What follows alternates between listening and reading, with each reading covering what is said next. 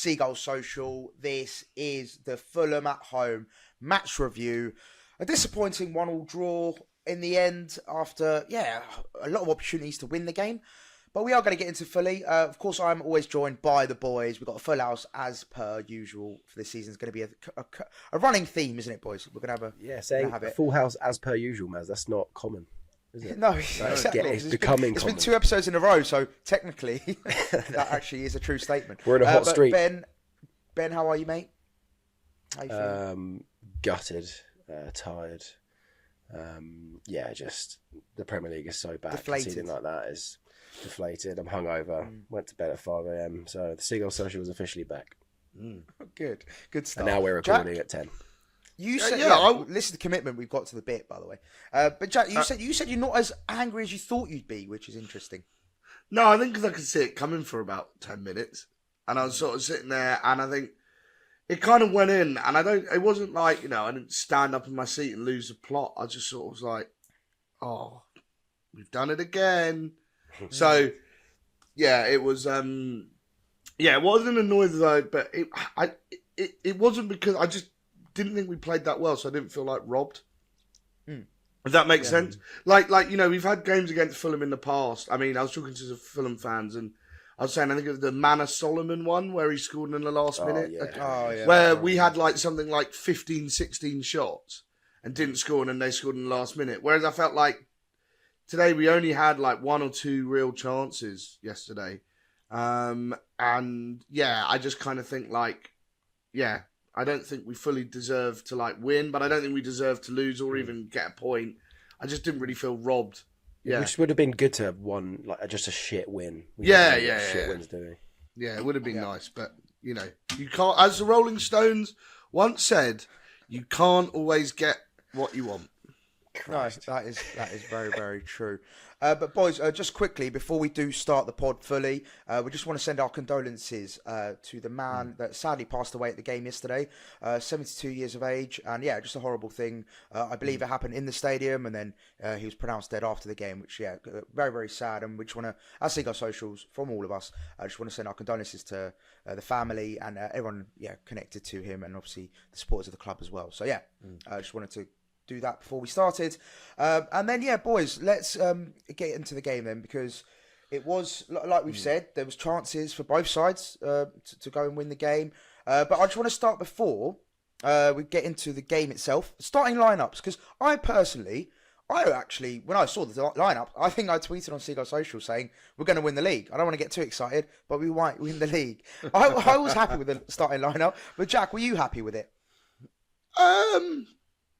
Yeah, I was a bit puzzled why Welbeck wasn't starting, but I think we'll get into that as we go on, because I don't think he looked fully fit. But I was quite surprised that he didn't start. I definitely thought, I like Jorginho, but I always find it I'm a bit 50-50 whether he's like a starting striker, but I think he did a decent enough job. I think he looked a bit off it in the first half at times, like his touch was like a balloon at times, but like a bouncy ball. I don't know. I can't. Something. Something. Yeah, something. He didn't have a very good. Yeah, in the bad touch in the first 15 minutes. That's easier to say. But other than that, I thought he did well at leading the line, and I think to change him when we did was probably the right decision. So I wasn't too annoyed at the lineup. I do think that's probably our strongest team. Maybe centre-back change, but actually, I think from the entire fan base acting like Lewis Dunk is going to be terrible this season and just fall over whenever he gets near a ball. I actually thought he had a really, really, really solid game. I thought he was really good. I saw a lot of discourse about Dunk, get him out of the team, and it's like, he didn't do anything wrong necessarily.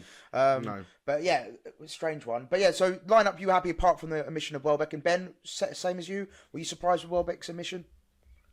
I was, yeah. I mean, I was happy when I saw it because I thought it was quite an exciting team, but then once I saw Rutter playing at 9, I was like, I'd never want to see this again. He has to be playing as a 10, really, because you just don't get the best out of him there. He is best in that 10, but then the only issue with that is then just Matt O'Reilly drops, and as a fan that wants to keep him, you kind of need to shoehorn him in the team to make him stay and not go to Juventus, where it seems like he's linked. So, I was but then Ben, happy, but then once I saw it in play, I just thought, no, this needs to change ASAP.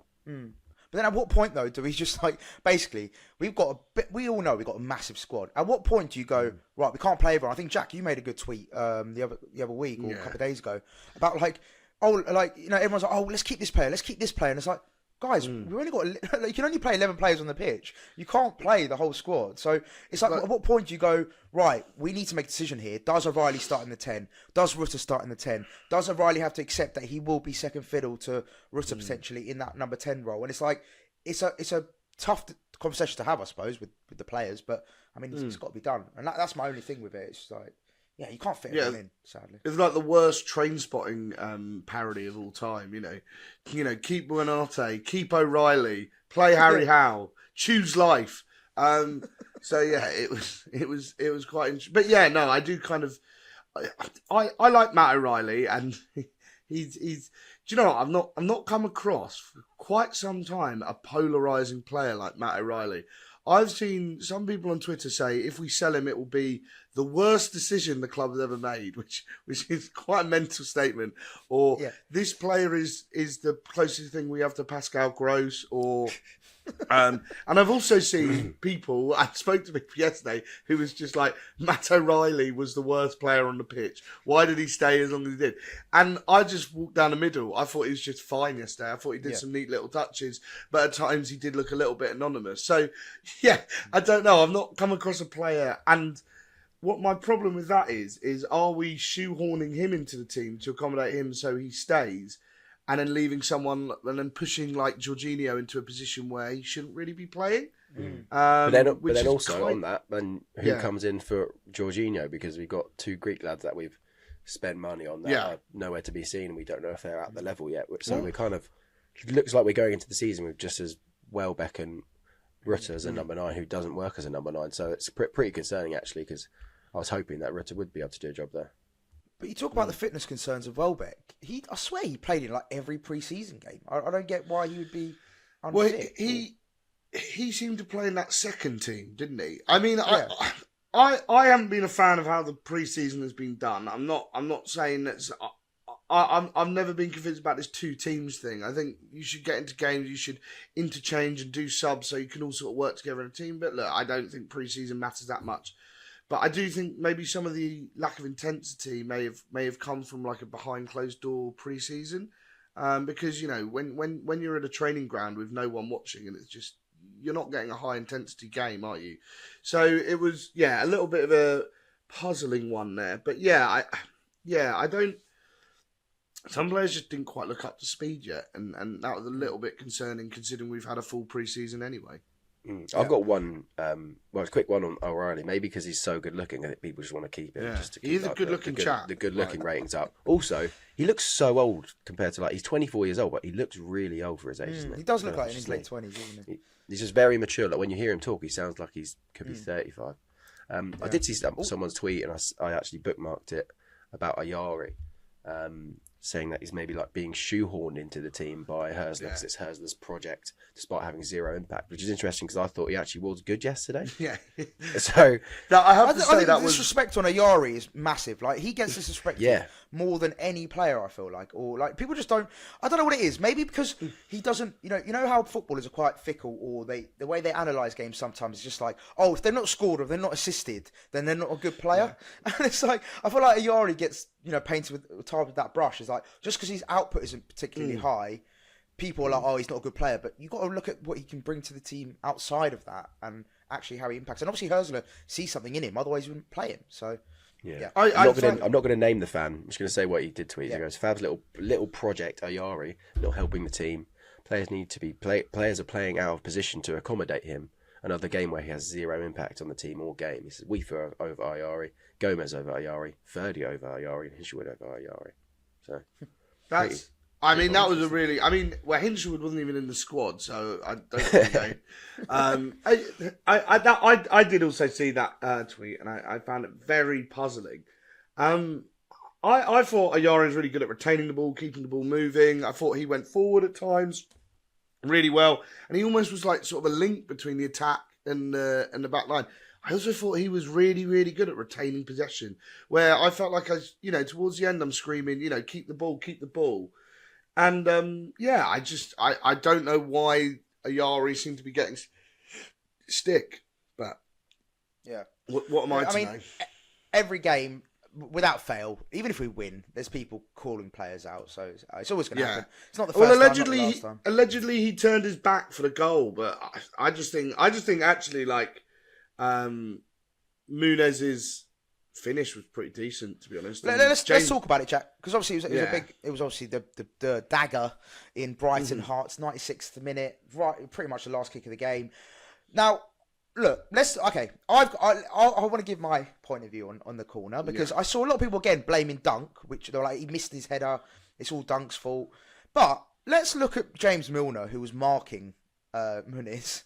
He sort of got a bit manhandled, to be honest, or like, you know, Muniz got away from him quite easily. So if you want to, again, I don't want to play the blaming game because I don't like doing that, but if you do want to play the blaming game, I don't think Dunkey's the first one you think of. If anyone, it's going to be Milner, who was marking Muniz, and let him, you know, get away from him. So, but again, I'm not blaming Milner. It was just one of those goals where, it was I'm not defending. blaming Milner, but I'm blaming Milner. No, but like, I don't like that. Like, you know, let's blame this person, let's jump on this person, because what's the point? Like, what does that achieve, really?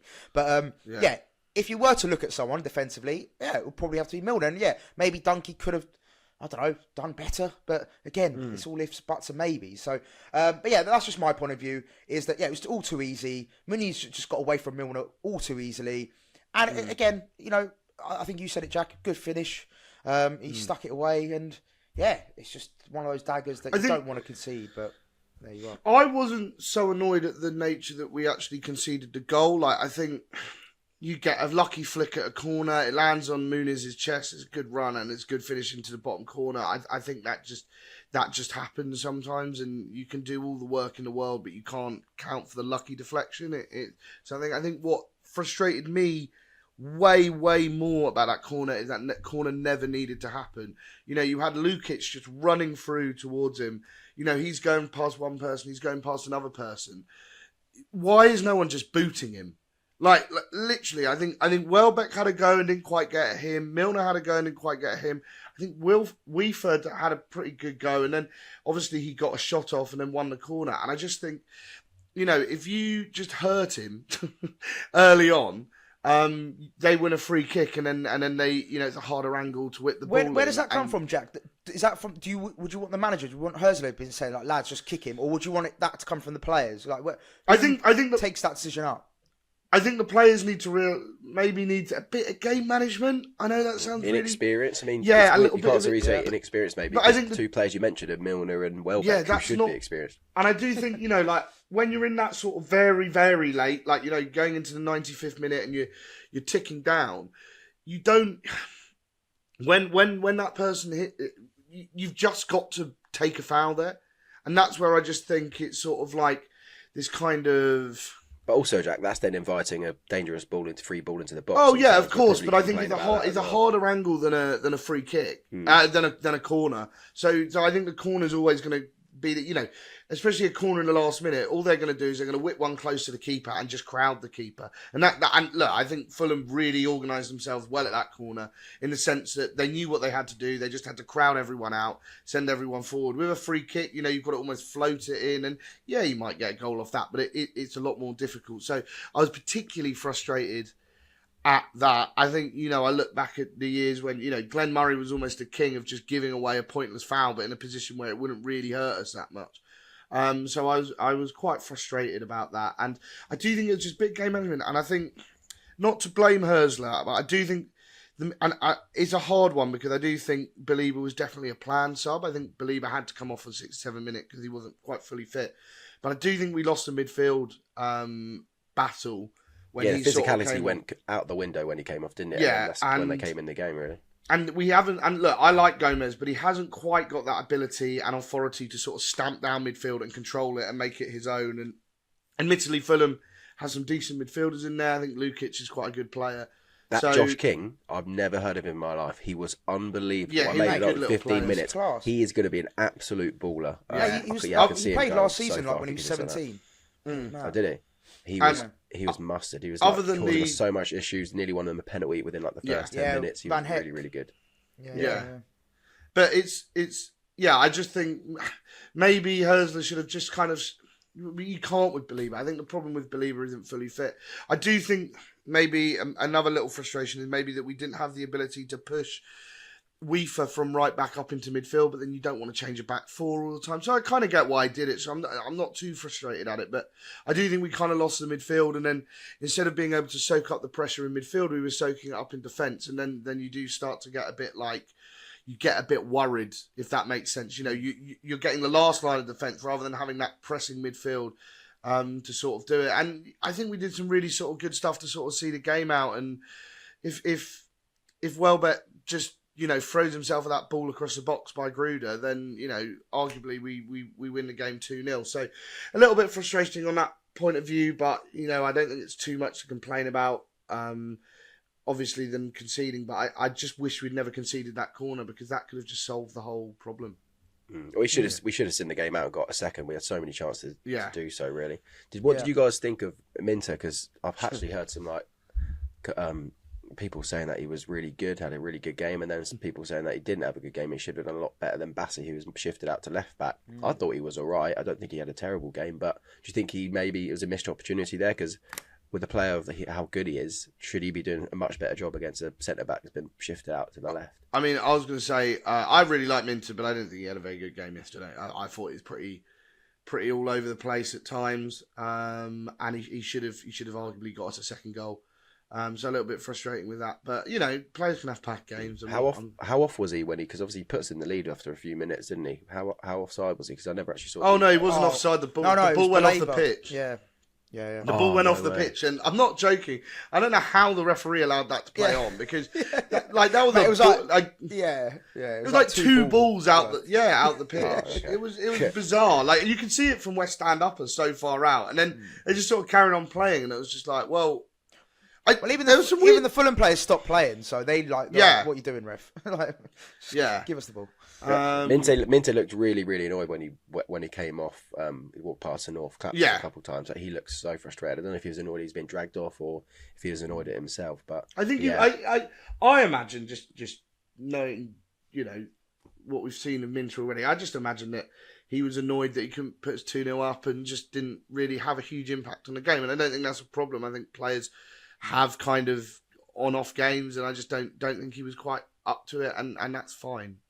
Pretty much. And talking of performance as well, let's look at the positives, I suppose. I thought De Kuiper, because obviously his debut, let's talk about that. Yeah. What did you rate his debut, Ben? What do you think of old Maxim De Kuips?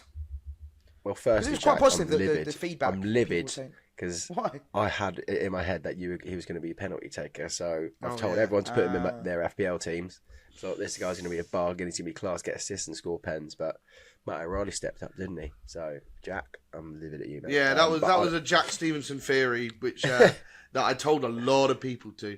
I think he's going to. Yeah, a lot of people that he's going to be our penalty taker. So, I'm not sure where I got that one from, but cheers for that. Well, he did take penalties for Bruges or wherever he was before. Where was he before? Yeah, Bruges. Yeah, Bruges. Yeah. But no, to answer your question, Maz, I thought he was really, really good. He looked straight up to the Premier League level in his first game, which was impressive. I think he linked up with Matoma really, really well, which was obviously a massive benefit. Because I was going to say that, yeah. If we can get that relationship that he had with Purvis down the left-hand side, which was so good for us over the past few seasons, then we'll be on to a winner. But yeah, he looks like he slotted in really, really easy. He looked like he'd been playing for us for a long time. So very impressive, De Kuiper. Probably one of my highlights on the pitch. Good man. And Jack, what about defensive? Because again, people like to talk about him like he can't defend, he can only attack. But yeah, what was his defensive game like? It's interesting because I think I saw a few people saying we didn't really defend very well. I mean, for 85 minutes we defended fine. Like, I don't really get why people were saying that, but it was sort of like, you know, we defended. I think we defended fine. He looked fine. He goes far up the pitch, so he does occasionally have to run back, but he looked like he was up to that kind of job. And Ayari did really well. I remember at one point where De Kuiper ended up at right wing. I think he just went on a run. And Ayari did really well at slotting in and filling in at that left back role. So we seemed to rotate around the defence really well. So I wasn't I didn't find that particularly troublesome, if that makes sense. I think he did fine. I thought the defence was fine. I think for all the panic all season about that we're going to be so bad at defending, we're going to do this, we're going to do that. I think, yeah, I thought it was fine. It wasn't great, but it was just fine, if that makes sense. And I want to talk about, Ben, the in-game management, because again, a lot was said about Hurzeler's substitutions. How did you feel about his subs? Do you feel like, because I saw, I'll use one example. I saw one person say, I hate how Hurzeler is negative with his substitutions. Basically, us being on the front foot and then making changes for us to then not be on it because players like Gruder come on and we sit back more, which I don't really understand because I thought Gruder had a decent game when he came on and he actually looked quite good going forward. So a bit of a weird one, but yeah, what were your thoughts on his in-game management and his substitutions? Yeah, I wasn't really happy with the subs, to be honest. I felt like Ferdy coming on was quite forced. Obviously, he came on the right-hand side as well. Maybe because he's more of a defensive winger, if we think that he's more of a defender. I would have, if I was managing Brighton Hove Albion, which I'm not, sadly, I'm sat in my room doing a podcast about it, and I will never get that far. Maybe a set-piece coach, because we still need one of them, apparently. But I would have probably brought on a right back or shifted someone right back and moved Weaver into the midfield if we did want to hold it up a little bit more. I agree. And add some strength in the midfield because as soon as we lost Belabor, we're just all physicality. Gomez comes on, he's not the most physical Weaver either, and he was and then get put Weaver in. Gomez is quite an attacking midfielder. He had arguably a couple of our best chances, or got into really great positions to get a second goal. And if anyone on the pitch you want there, you wouldn't want Gomez there. You'd want maybe Gruder there or one of our other forwards in that position. So that was a bit strange that he was always finding himself in those positions. But yeah, I wasn't really too happy with those substitutions, unfortunately. And then it led to us not winning from winning position for the 11th time under Fabian Hurzeler in the Premier League. Interesting. Jack, do you agree with Ben's sentiment? No, I think some of them were. Nah, not really. I think I agree that I think Kadioglu was the right move. I think he can do really well at right wing, so I do think he was sort of like a good option there to sort of cover for Minton and can provide a little bit of cover for Weaver, because I think we moved him around depending on where Adama Traore was, and that seemed to work because Adama Traore is pretty ineffective. Despite, I think I said it in the preview, he's a player who always scares me, but actually does nothing whenever he comes on. So yeah, I think maybe that was sort of try and combat that because he is quick, he can get past people. They were using a lot of wing play. I think midfield. I think the big problem with the midfield subs was we had to make the Belabor sub because of his fitness. And I think for all these amazing midfielders we have, and a lot is made of, we've got this player, Ayari's being shoehorned, which I still don't understand, but all this stuff. Belabor's the only player who can do his role effectively, and that is the fact of the matter. It has to be Belabor and another, and the frustration is we've kind of got this player who, when we come off, it can sometimes look like we just go to complete shit. And I wouldn't say we went to complete shit. I think that's very harsh, but like Belabor does his role, and nobody else in the team does that role except for the player, which admittedly has been pushed out to right back. I definitely think Weaver's, with a bit of time, able to control that midfield. But I think Veltman was on the bench, but he wasn't called upon. So I would have loved to have seen Weaver be the option for Belabor, and then it changes because, like I said with Gomez, I like Gomez, but I just don't think Gomez quite controls the midfield like Belabor does, and then you've really got to then you're struggling because I don't think Ayari is there to be the enforcer. He's there to sort of be the Billy Gilmore role of moving the ball around and sort of moving it across and getting it forward. So yeah, a little bit frustrated with that one. I have to be.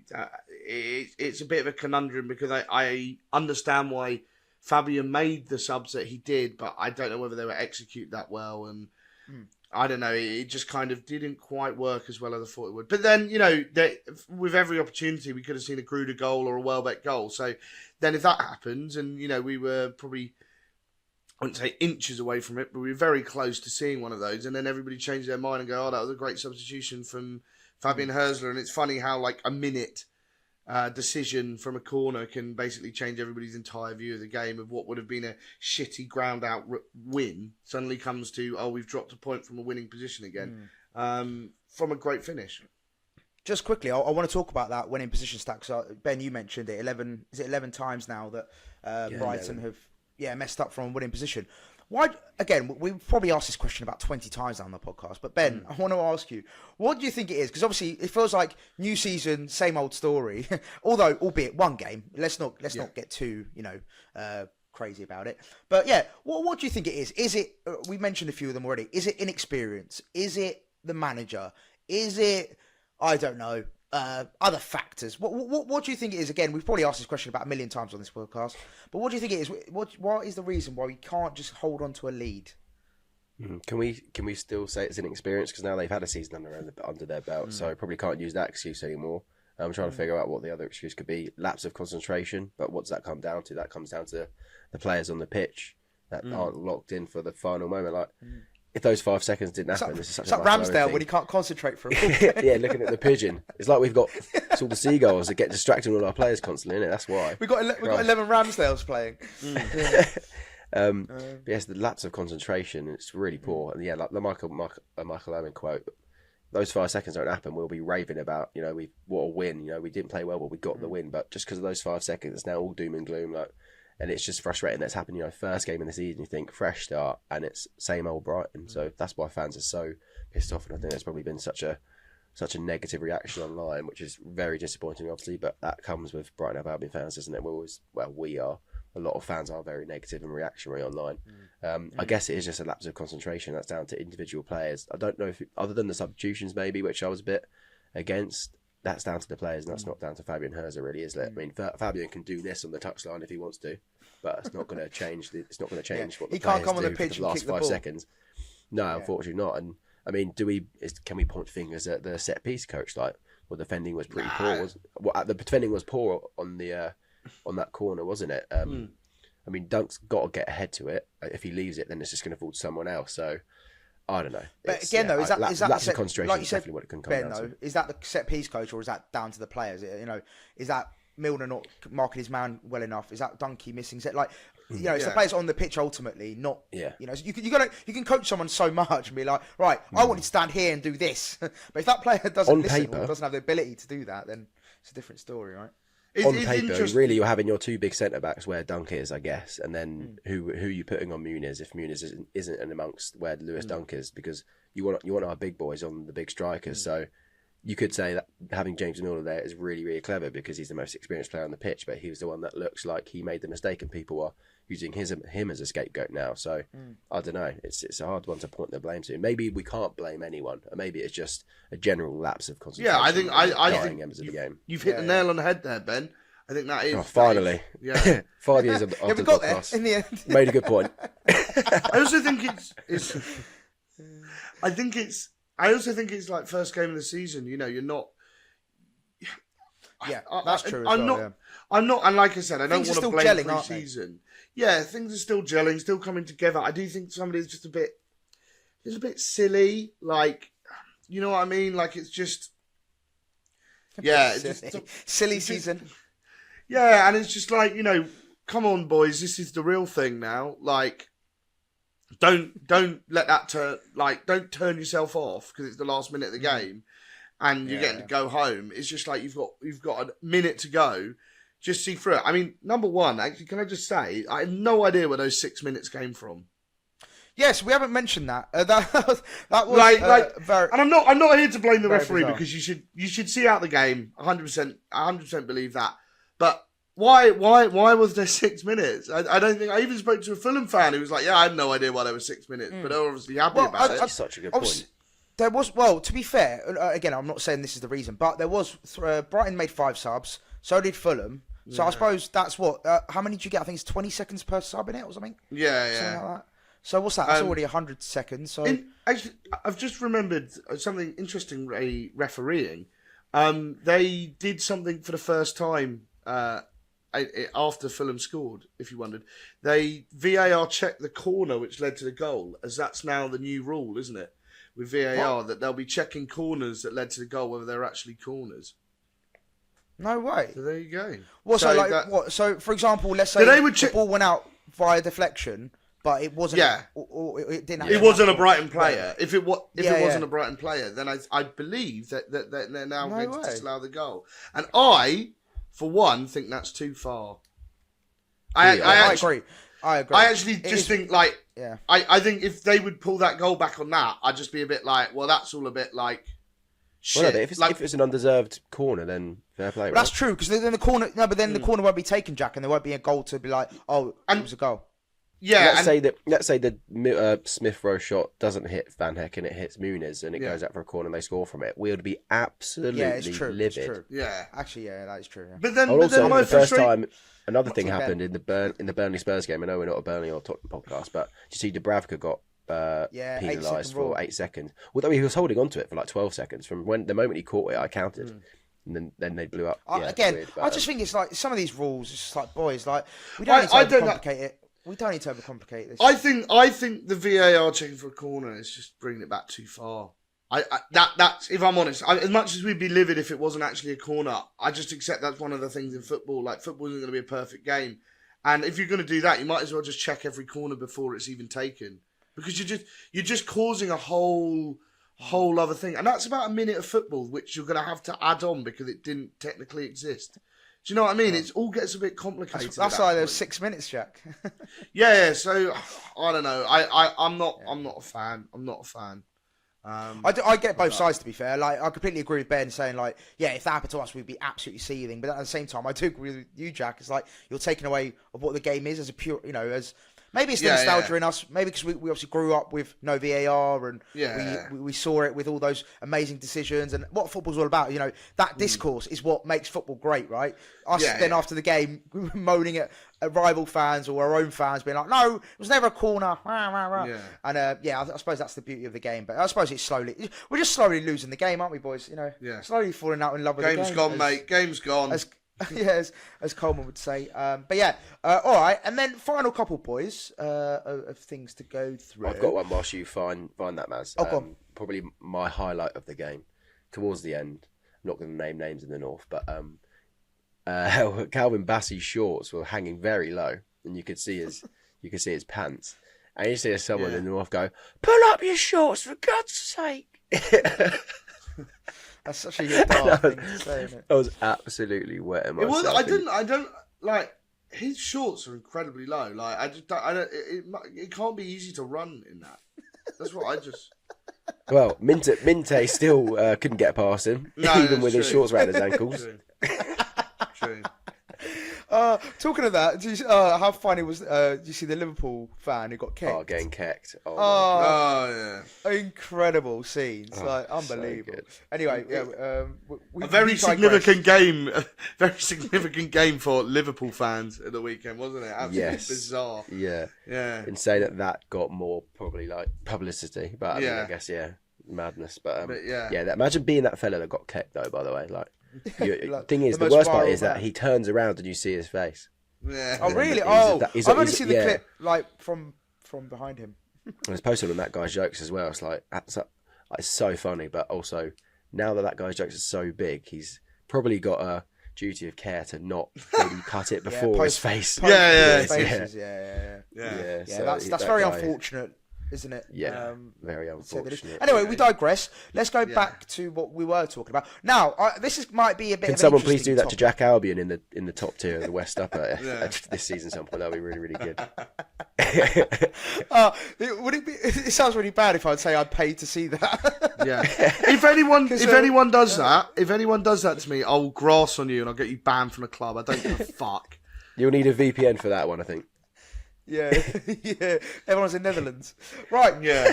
Let's move on to this is a question I wanted to ask. Now, it's only a game in, so it might be a bit redundant, but I want to ask it anyway. Do we think the impact of João Pedro's departure, we're already seeing it already a game in? Yes or no? Jack, I'll start with you.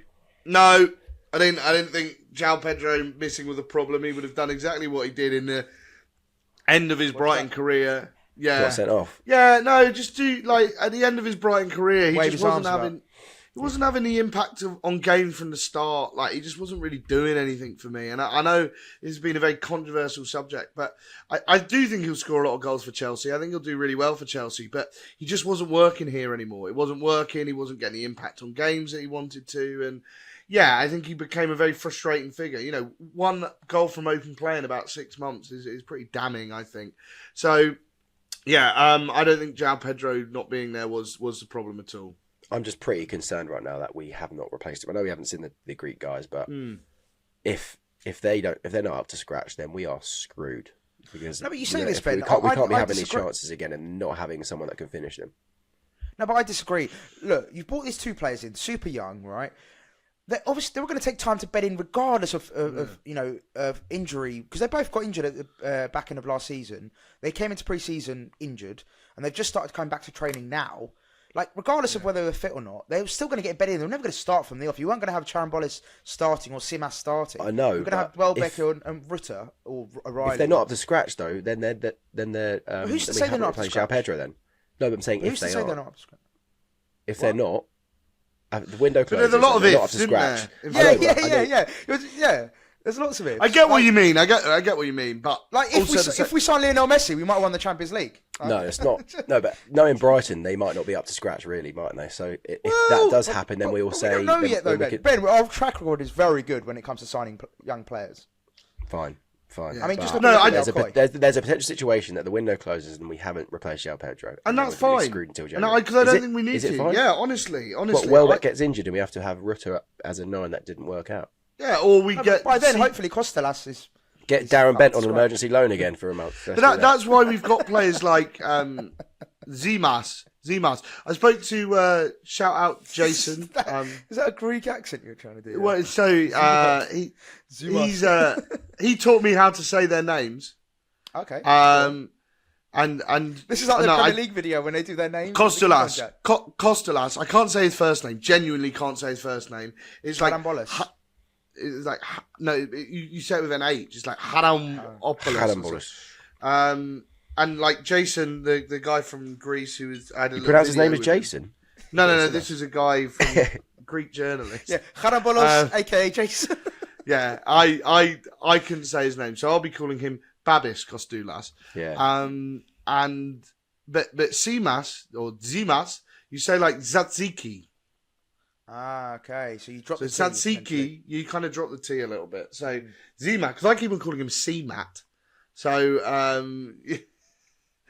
C-Mat. Dangerously close to another word. Stefanos C-Mat.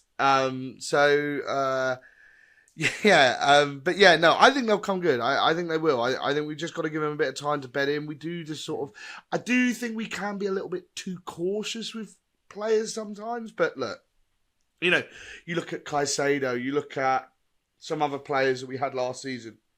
We took ages to bed them in, and we never quite got to see the impact until the end of the season, which was very frustrating. But for me, I'm happy to give it a little bit of time. I don't think João Pedro is what I was screaming out for yesterday. I became very frustrated with João Pedro in almost every game last season. I think we missed what I actually think we missed of players we left. And I know this is going to sound mental, and I don't think it's particularly him, because I think we've got options in the squad, and I think it's to do with injuries. But I think we missed, when we took Minter and Matoma off, we missed someone with a bit of pace who can stretch the game. And dare I say it, we might have slightly missed Simon Adingra. And we didn't miss Simon. Who got an assist, by the way. He got an assist, yeah. And great ball. And I don't mean that. I don't think we did miss Simon Adingra. I don't think he was the problem. But we did miss that option on the bench who can stretch the game a bit. And whether that be Tommy Watson, Harry Howell, something like that. There's someone who's a bit quick, who can drive forward. And I think that is where we maybe listed, when we go back to subs, I don't think we had anyone who was quick enough to sort of stretch the game out. And Gruder's good, but he's not lightning quick, is he? He's not lightning quick. He's not the sort of guy where, if you bring on a fresh Minter, for example, Minter fresh. Christ. He can stretch the game. Special that. Yeah, that was. Yeah. He can stretch the game. When you're 85 minutes in, you don't want to see someone like Tommy Watson, Harry Howell, young, quick. see what he can do. That's who you want to bring on for those last sort of 5 minutes. And I think a big thing of what made us so good at the end of the season was we were bringing on Mitoma as a sub, and Mitoma was stretching the game and bringing it along. So I do think that's the maybe option that we need to sort of see out games, and someone with a little bit of pace just to come on and just, So what run you're around. saying is, drop Mitoma and Minter and bring them on as subs. Probably somewhere deep in my brain, that's a good idea. So yeah, it's. Where was Tommy Watson? Because we saw his partner. No, he wasn't. We saw his partner outside the stadium. So if she turned up, he must have been. He was at the game, obviously watching. Yeah. But there's an under-21s game this afternoon. I think it's probably worth. I don't think it'll be live streamed at the same time as the Premier League game, disappointingly. But I'm going. And I do think it's worth keeping an eye on who might be in that game. Because I have a feeling that we might see some new signings, maybe given 20 minutes or so in those games. Please. That's just a guess. There's no. But, considering a couple of Greek starters. Zimas and Kostoulas and Watson all seem to be fitted in training. Sorry, come on, that was really good. That was actually good. I'll give you that. I ignored Ben because I'm an adult. Yeah, that's fair. You're just jealous that it's better than your minty fresh joke. And I think they'll be given a run around. So yeah, I think they'll be given a little tester. So it might be interesting to see that, and then we might start to see them. Love that. Have a bit of an impact. But it's interesting actually because I was looking at the bench before I came up with this point, and we didn't have great options on the bench. We had a lot of defenders. We had like 3 or 4 defenders, which seemed a lot. Boscagli, Coppola, and Veltman, all kind of in that centre-back role. So, and you are looking at these players coming in, Zimas, Kostoulas, Watson. Where are they going to fit on that bench? I don't know. It seems like we've got a very crowded team and kind of emphasises, we've only got an 18-man squad. No, sorry, 20-man squad. Where are we going to get these players from? Where are we going to fit the players in? So it'd be interesting to see. That's a good point, though, Jack. Veltman was warming up. Why couldn't he come on? Yeah. And then we shift. I suppose you don't want to disrupt a back four. I get why he didn't. If a back four is performing well, you don't want to change it. You don't want to. That is understandable. I just wanted to ask, just quickly, if, let's say, we make only one more signing, well, it looks like we're probably not going to make any, but let's say we make one more signing to the end of the window. What position... You don't need to tell me a player, but just what position would you want us to sign? Ben, we'll start with you. Striker. Yeah. Interesting. Well, I mean, it's difficult because we still don't know how these Greek lads are going to do, and we keep talking about that. So maybe I'll skip that. Where else? Maybe a right back, I guess. That'd probably be a smart. If Ferdi Kadioglu is going to be coming on as a right winger. And Hurzeler doesn't see him as a full back or left-sided or right-sided, so maybe we do need another right back. Buzzing that Lamptey signed a new contract anyway. Yeah, really, that was really good anyway. So absolutely buzzing, over the moon. It's great that he's playing for us, so that's good. Go on, Jack. I'm also going to be really boring and go right back. I think we've been screaming out for a right back for about 5 or 6 years. Lamptey's fitness can't be relied on. Veltman's fitness, it's 50-50 at the moment. It's not as bad as Lamptey, but it's not being ideal. I don't like sitting Weaver at right back because I think he's got something to give in midfield, especially when Belieber comes off, because it seems like he can't really play more than 60 minutes at the moment. And that gives us another option to sort of beef up the midfield and have someone who hurts other people, which is, something we can all get behind. And, I think a new right back to sort of fill in that role would be perfect. It's so frustrating to see another player or Jack Hinchelwood get forced out to fullback. We need to deal with this right back problem. A good young right back who'll be here for a long time. And maybe that man is Charlie Tasker in the medium term future. But for now, we don't really have anyone. Who's going to fill that right back role. So yeah, a little bit frustrating on that. So I'd like to see that because we seem to keep on buying left backs. So all we seem to do is just buy left backs. As soon as Purvis goes, De Kuiper comes in. Kadioglu seems to be more traditionally at times a left back, and can play in central midfield, on the wing, all over. So yeah, I think it's a bit of a. We've been screaming out for this right back for years, and we just seem to ignore it again and again. One of the most unsubstantiated rumours I got told is someone. Right, there's no basis to this. Someone just told me we're signing Kieran Trippier. Don't know where that came from at all. It was your source, Hines. No, yeah, I know. Someone. That was different sources, mate. But yeah, that was unsubstantiated. Yeah, that was mustard. That was no, that was Tabasco, I think. Giving me some kind of hallucinations. That was the hottest one. The hottest one from Hot Wings. That was. Just quickly, I wanted to give you my one. Mine is interesting. I agree with you. Right back would be my number one. But I'm going to just switch it up quickly. I'm actually going to say left wing or right wing. I just feel like we need one more. Another winger. No, but mate, you say this though. Right now, as of right now, what options have we got on the wings? Tommy Watson, who wasn't on the bench. Matoma on the left. Matoma, Minter, Howe. Gruder. Gruder, I don't count that. I like him inside. I like him Yeah. I like him centrally. I like him more centrally. But out and out wingers, in my opinion, we don't have that many of them. How? I don't know how much he's going to play. How? Sarmiento. Well, Sarmiento's actually still here, right? So you never know. But yeah, I think maybe someone who, let's say Minter or Matoma got injured, I think we're in trouble because if these players, quote unquote, as Ben would say, aren't up to scratch or they're not, ready to play, then who's going to come in and play? And I think we're going to look. And Ciso. Yeah. Well, I saw he was linked with Chelsea, wasn't he? No, like 100%. My good friend Roberto Rojas, shout out Paraguayan journalist Roberto Rojas, just said it's bullshit. He just like flat out just said there is nothing in this whatsoever. Whoever's talking about this is just waffling. Well, he's out injured for like 3-4 months anyway, so. No, he's not now. Apparently, I don't know. No one knows what's going on with. Do you know what? As much as I said, I found it annoying. He's holding his own press conferences. I hope he does hold his own press conference just to find out what the hell is going on. We need some clarification and see something. Yeah, you can do it in my house. I'll set up a little table and you can do it on my ironing board or something. We can just find out what the hell is going on.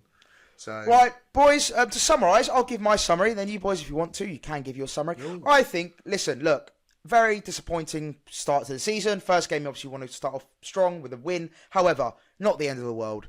You've got players getting back to full fitness. We saw Baleba only playing 60 minutes. We saw, quite a few changes being made. Not everyone played full 90 minutes. It's the first game. We're still gelling. There's going to be a lot of new players integrated into the team. That's going to take a lot of things to develop. So I don't think it's the end of the world. Obviously not ideal, but it's not like, oh my God, this is the worst thing that could ever happen. Because I've seen some of that kind of outrage. So someone say that we should loan out Dunk, which is quite funny, isn't it? Loan out who? Loan out Lewis Dunk. I saw that. That's mental. That's just who, to Bogner again? Back to Bogner or? Whitehawk. I would say send him to Whitehawk, but our two centre-backs are solid. So not having Nathan Cooper or Hugo dropped. So... Sorry, Duncan, you're not making the world. But yeah, just to summarise, I think don't panic. It's still, first game of the season. Relax. 37 to go. I was going to say something funny on that. I was saying this in the pub to someone. I said, how long do you think it is going to take into the season when some lunatic suggests that we should move Lewis Dunk into midfield? That is an arc which I feel like is going to happen at some point. Somebody's going to suggest that Lewis Dunk should play the Belieber role if Belieber's not available. That's my prediction for the season. Someone is going to suggest maybe that. Do it Oxford away. That'd be good. Just try it out. Don't do that at all. Don't play Lewis Dunk as a central midfielder. See what happens. Just see it as a social experiment. See what happens. Like curb your enthusiasm there. I was like, Ben, quickly summary. Quick, 10-second summary. Same shit, different season. Sign a striker, please. Thank you and goodbye. Interesting. Jack? Don't sign a striker. We've got enough as is. Sign a right back. But also, what do you mean we've got enough as it is? Oh yeah, we do have the Greek guys. I keep forgetting that. What's my 10-second summary? There we go. I think I've used up the 10. No, 10-second summary. I don't know. Just I think people genuinely, people need to enjoy watching their football a bit more. I do feel like people Jack's had 6 minutes. I don't know, didn't he? Yeah, no, yeah, I know. Where's that come from? The corner's in and he's still going. they finished. But no, I do. This is just a wider point to football and what I thought about the whole pre-season. Can people just enjoy themselves a bit more? Like, can people just realise you're not like, if we do draw, it isn't the end of the world. It is pretty bad, but just go out, enjoy yourself, and have a good time at the football. I was speaking to one of my friends, Sam, and he was very, very, very drunk. But he said he treated yesterday like a men's mental health day. And do you know what? That was fun, wasn't it? And everybody had a good day. And I do think, maybe I was doing a bit of reminiscing, but sometimes we just need to have a bit of fun watching the football. Well, on that, Until the last 5 seconds. Yeah. Just quickly on that, I wholeheartedly agree, because I used to be the kind of guy, when I used to see people crying or, crying over the football and that kind of stuff, I'd be like, what a loser, like, grow up. Genuinely, yesterday, it was like someone had shot a family member of mine. I was like, I can't believe it. Like, 96 minute, I can't believe this. And I genuinely, like, people around me were like, are you okay? I was like, yeah, I'm fine. It's just, I need 5 minutes just to process, and then I'll be fine again. But I agree with you. Like, it's mental how football can affect someone's mental health as much as it does, when it really shouldn't. So no. I agree with you wholeheartedly, Jack. Don't take it so seriously. Football's great. Do take it seriously. Well, no, football's great. Football's great, but I said, like, don't, like, you know when you see people like kicking off about it or fighting over it, or being abusive, i.e. the Liverpool fan racially abusing a football player. Like, terrible. It's not that deep. Actually, that is terrible. Well, like, of course it is. Sorry, just a second. Solidarity to Antoine Semenyo. Yeah. That was pretty bad. Like, that's mental. Like, in this day and age, that somebody's just leant right into his face and just giving him a load of racial abuse. That is... Apparently the fan was known for that as well. Oh, the fan was known for that? Okay, that's good. It reminds me of a... He's never got a leg to stand on as well, the fan. No, well, yeah. And it reminds me, if you're going to talk the talk, you need to walk the walk. Yeah. Yeah, exactly. Exactly. It reminds me of a certain episode of the... It reminds me of an episode of The Inbetweeners. But anyway... Yeah. I remember. But yeah, it's... Right. But yeah, sorry, just to... Quick one before you go. Go on. It doesn't matter because Opta have said that we're going to finish 8th. So have they? Yeah. The I want 6th. So yeah, I was going to say 8th still isn't Europe. So well, it could be. Oh no, but then Palace are 7th above us, which is. By the way, I've seen lots of predictions that Palace will finish above us, which I'm not pleased about. I've seen a lot of pundits predicting Palace above us. So yeah, I don't really we'll get prove it. them wrong. We need to prove them wrong. Yeah, right, boys. Absolute pleasure. We're so back. We are so back. It wasn't the result we wanted, but, football is football.